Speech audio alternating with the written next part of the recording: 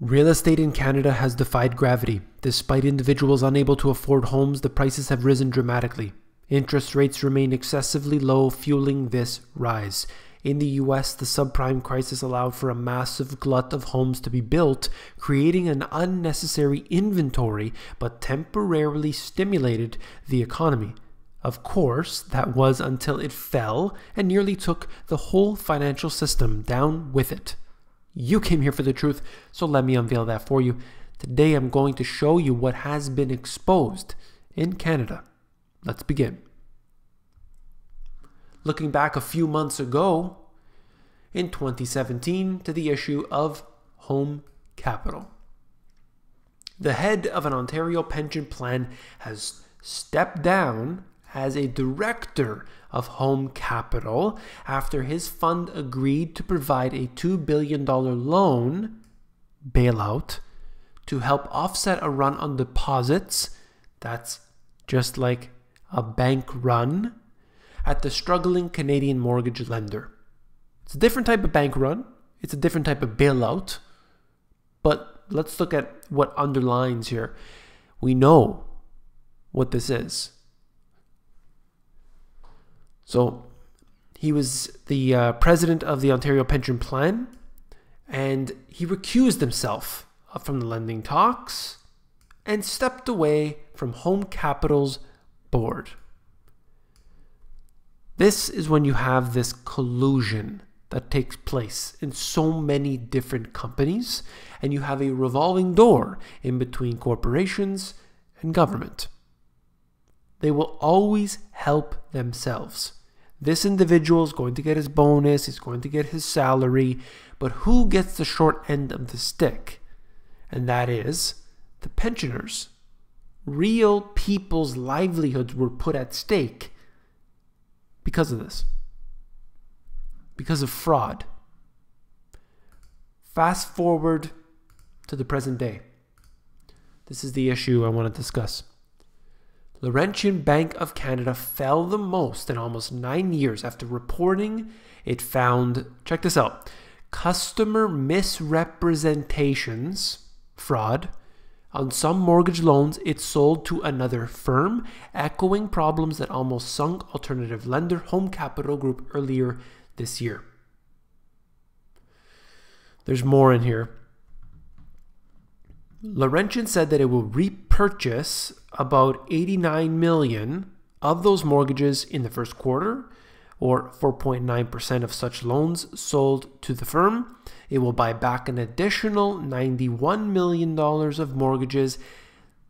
I don't know what it's saying here. Inadvertently sold to the firm.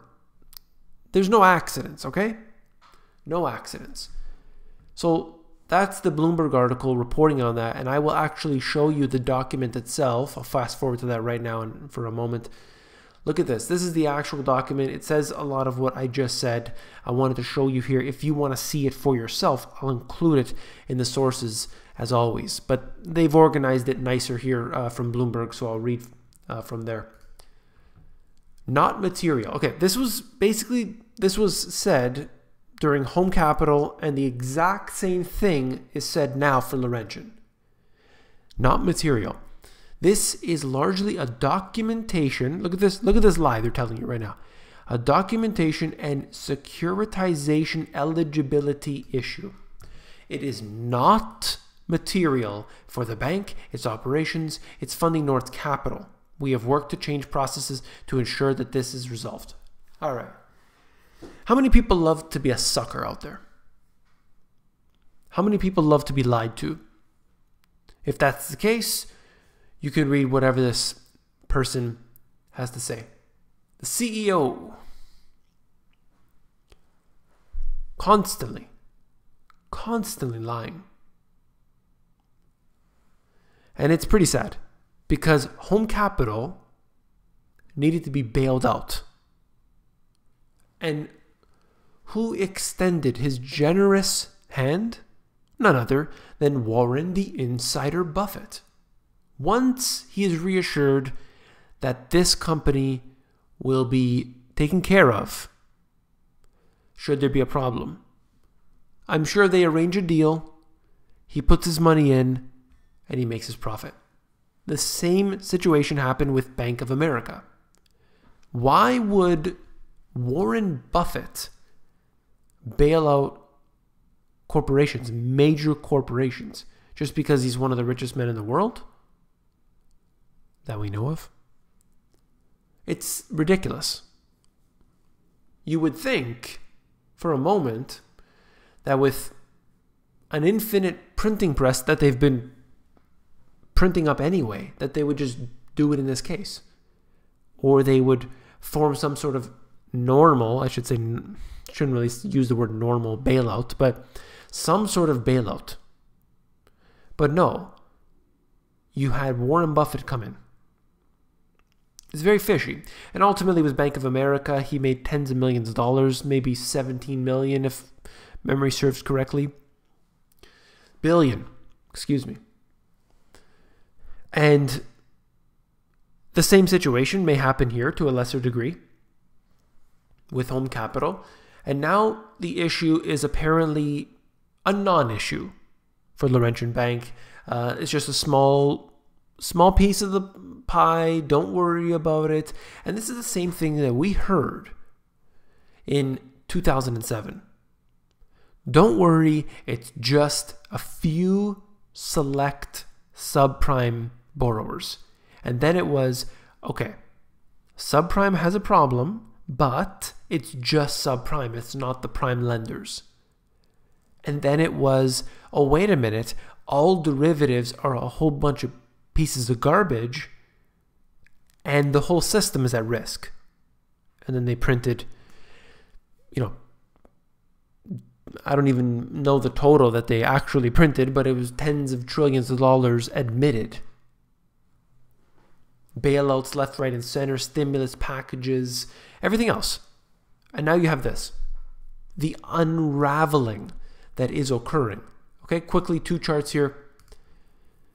This is the stock after the news comes out. It just takes an absolute nosedive. You can see the same situation occurred with Home Capital and still hasn't recovered.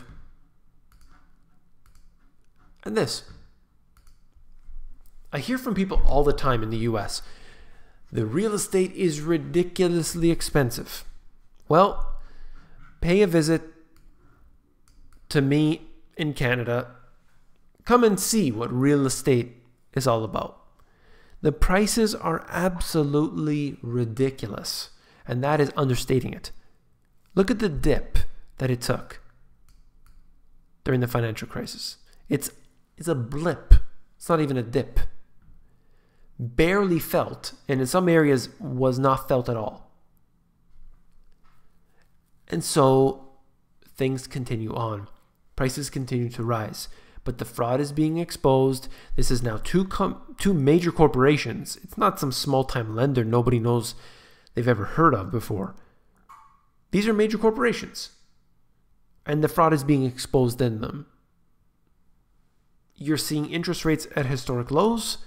They have to increase from here if they want people to be able to afford homes in the near future. It's already become unaffordable in many areas where people are commuting to work for an hour and their home still costs, $800,000. It's not sustainable. You can't do that and have it continue on. Vancouver is saying that they want to have an absolute outright ban on foreign buyers. I don't know if they're going to go ahead with that, but I will definitely bring it to you here when I hear about it. I just covered yesterday talking about the issues going on with those in the Netherlands where they're able to borrow at different timing. Of course, it was 106, 101, then 100% financing, negative mortgage rates. I mean, we're talking about the insanity of governments. And underlying all of that, people think, they have this idea, well, as long as people keep buying, everything's okay. But there's a whole bunch of fraud. That's what they don't get. There's fraud in the system. There's so much leverage in the financial markets today in one way, shape, or form. That's what people don't get. It's the leverage. big mistakes that people are making today. That's all for this video. If you found it informative, please give me a thumbs up. Last but not least, if you found the video informative, I know you will find my books, The Money GPS and my newer release, Global Economic Collapse, even more informative. If you're interested, you can flip through these books. Links are in the description below. Take care.